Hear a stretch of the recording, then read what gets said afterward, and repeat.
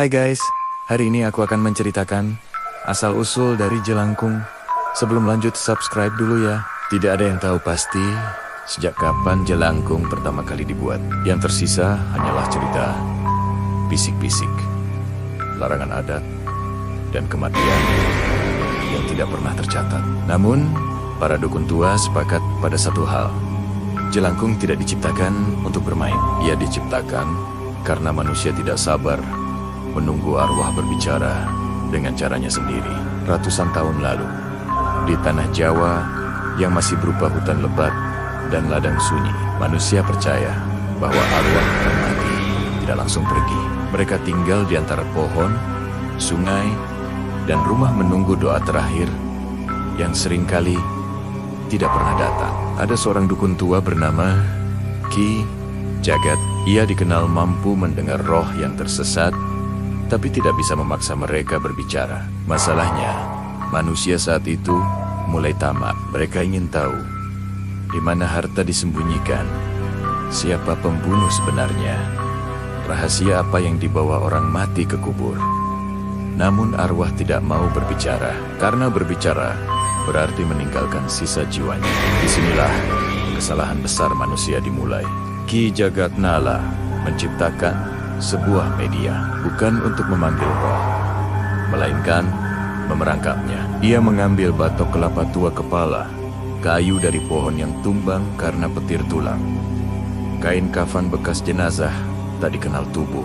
Boneka itu bukan simbol, ia adalah wadah kosong, tempat roh bisa masuk tanpa izin. Disinilah nama itu muncul. Jelangkung dari kata jelang, datang tak diundang, dan kung kosong, tak bernyawa artinya. Yang datang ke tubuh kosong. Mantra jelangkung bukanlah doa, ia adalah tantangan. Jelangkung, jelangsat, di sini ada pesta kecil. Itu bukan undangan ramah, itu adalah ejekan. Mantra itu memanggil roh yang mati mendadak mati, penuh dendam, mati tanpa doa. Karena roh tenang tidak akan datang. Yang datang hanya mereka yang ingin kembali ke dunia. Ritual pertama berhasil. Roh masuk ke boneka, menulis jawaban, berbicara. Namun setelah ritual selesai, roh itu tidak mau keluar.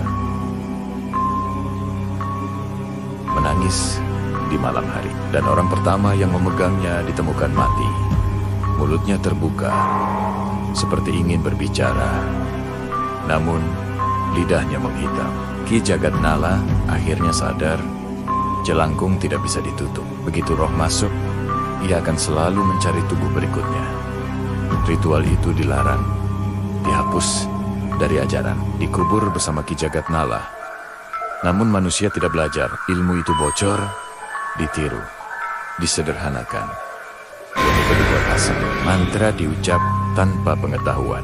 Anak-anak memainkannya sambil tertawa. Mereka tidak tahu bahwa jelangkung tidak pernah pulang sendiri. Banyak orang mengira jelangkung menempel karena salah menutup ritual. Itu salah. Jelangkung memang tidak pernah benar-benar pergi. Boneka hanyalah pintu. Yang masuk adalah roh lapar, dan roh lapar selalu mencari. Tubuh lemah, pikiran kosong, rasa takut. Itulah sebabnya setelah main jelangkung, ada yang kerasukan, ada yang mimpi buruk bertahan-tahan, ada yang berubah tanpa sebab. Menurut naskah kuno yang hampir punah, setiap jelangkung yang dibuat harus dibayar dengan satu kesunyian jiwa. Artinya, satu orang akan hidup tanpa rasa, tanpa emosi, tanpa arah. Bukan mati, tapi kosong, seperti boneka itu. Dan sampai hari ini, tidak ada yang tahu berapa banyak jelangkung yang masih aktif. Karena jelangkung yang sejati tidak butuh boneka lagi. Ia hanya butuh orang yang cukup berani untuk memanggil. Jelangkung bukan permainan. Ia adalah kesalahan manusia yang masih mencari tubuh untuk disadari.